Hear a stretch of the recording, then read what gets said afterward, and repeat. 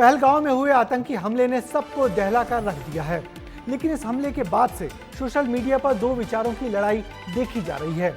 एक तरफ आतंकी हमले में मारे गए लेफ्टिनेंट विनय नरवाल की पत्नी है, जो बयान देती हैं कि हमले के बाद मुसलमान और कश्मीरियों के खिलाफ बातें नहीं करनी चाहिए। वहीं दूसरी तरफ कानपुर के शुभम द्विवेदी की पत्नी है, जो भाईचारे की बात करने वालों को आईना दिखा रही हैं। जनता के सामने दो महिलाओं के पक्ष हैं। आपको सुनाते हैं पहलगांव आतंकी हमले के बाद छिड़ी विचारों की लड़ाई की पूरी कहानी। इस रिपोर्ट में देखिए।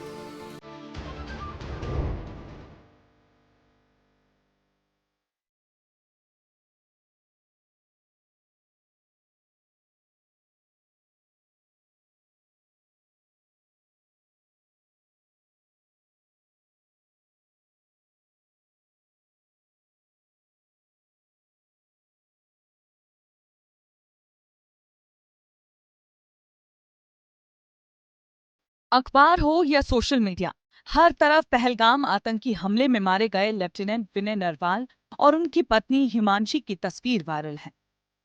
पहले लोग इस तस्वीर को देखकर लेफ्टिनेंट की पत्नी हिमांशी के लिए सहानुभूति दिखा रहे थे और आतंकियों पर भड़क रहे थे, लेकिन आज वही लोग उनके लिए ऊल जलूल कमेंट कर रहे हैं। ये पोस्ट देखे, हिमांशी के लिए सहानुभूति रखने वाले लोग अचानक से उन्हें बुरा भला कह रहे हैं। ऐसा क्यों? दरअसल बीती 1 मई को जब आतंकी हमले में मारे गए लेफ्टिनेंट विनय का जन्मदिन आया, उस दिन उनकी पत्नी ने लोगों से बड़ी ही भावुक अपील की थी। कहा था कि हमें कश्मीरी और मुसलमानों के खिलाफ नहीं होना चाहिए। I do not want any hatred towards anybody. This is what people going against Muslims or Kashmiris. We don't want this. We want peace and only peace. Of course, we want justice. Of course, the people that have done wrong with him should be punished. लेकिन इस बयान के बाद सवाल उठने लगे कि आखिर हिमांशी के दर्द में इंसानियत की मिसाल को सही ठहराया जाए या फिर कानपुर के शुभम की पत्नी की वो बात जिसमें वो हिंदू मुस्लिम भाईचारे के सच से पर्दा उठा रही हैं। एक इंटरव्यू में मृतक शुभम की पत्नी अशन्या ने बयान दिया। उनका बयान हिमांशी से अलग था। उन्होंने कहा कि हम मुसलमान होते तो बच जाते, हम अगर मुसलमान होते तो घर में बैठे होते। इस हमले में हिंदू मुस्लिम है, पहले यकीन नहीं था, लेकिन धर्म के नाम पर हत्या, भाईचारे की बातें केवल एक दिखावा है। ऐसे में आतंकी घटना ने भारत देश में दो अलग अलग विचारों का द्वंद्व छेड़ दिया है। कुछ लोग ऐशन्या के गुस्से के साथ खड़े दिख रहे हैं, तो कुछ लोग हिमांशी की अपील से इत्तेफाक रख रहे हैं।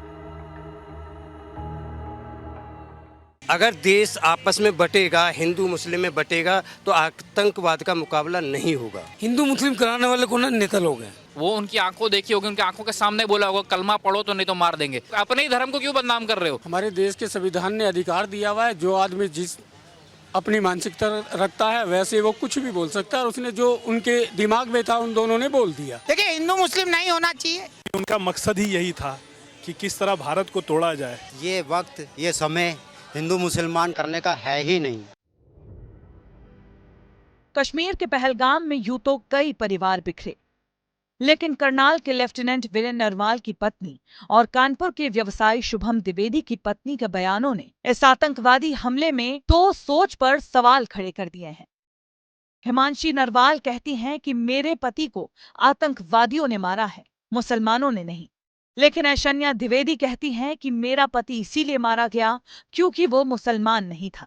भले ही दोनों की सोच अलग अलग हो, लेकिन इन दोनों का दर्द तो एक ही है। दोनों की आंखें आज भी उस पल को नहीं भुला पाई हैं जब इन्होंने 7 फेरे लिए थे। विनय नरवाल के जन्मदिन पर उनके परिवार ने ब्लड डोनेशन कैंप आयोजित किया। वहीं शुभम की पत्नी ने आज परिवार के साथ संगम में उनका अस्थि विसर्जन किया है। हिमांशी के बयान में उन्होंने एकता बनाए रखने की बात कही थी, जिसके बाद लोग भड़क उठे। लेकिन लोगों की भीड़ में एक चिट्ठी हिमांशी के पास भी पहुंची, जिसमें लिखा था कि वो एक सच्चे फौजी की पत्नी है। ये चिट्ठी देश के 13वें नौसेना प्रमुख रहे एडमिरल रामदास की पत्नी ललिता रामदास की है, जिसमें उन्होंने हिमांशी के बयान पर उनकी तारीफ की है और उन्हें सच्चे फौजी की पत्नी बताया है। लेकिन शुभम की पत्नी का गुस्सा भी भुलाया नहीं जा सकता। अब सवाल आपसे है कि क्या आप देश में भाईचारे को पहले रखते हैं या फिर अपने परिवार को। ब्यूरो रिपोर्ट, विस्तार न्यूज।